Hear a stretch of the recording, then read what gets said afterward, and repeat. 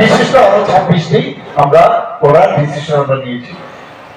আমরা বিভিন্ন ভাবে মাননীয় প্রধানমন্ত্রী জি আমাদেরকে যেভাবে শিক্ষা দেন আমরা সেইভাবে কিন্তু কাজ করি।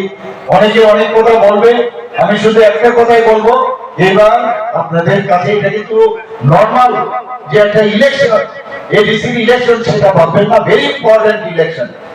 এবং আপনাদের ফিউচার পার্মানেন্ট একটা সলিউশন এডিসির জন্য হবে বন্ধুগণ, এবং আপনারাই কিন্তু সেটা করতে যাচ্ছেন।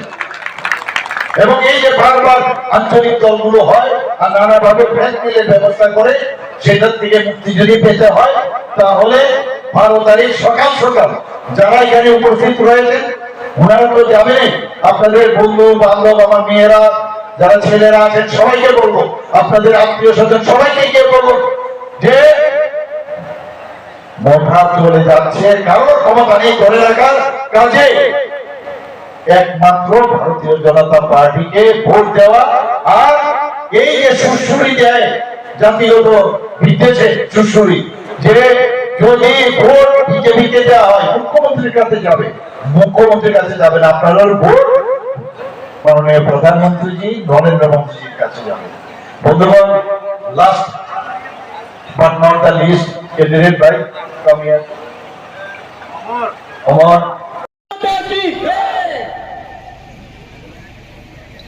বন্দে খুশাইতো না কই যাইতে হইব, আওয়াজ কমলো। বন্দে পিছনের তো হাতে উঠে না।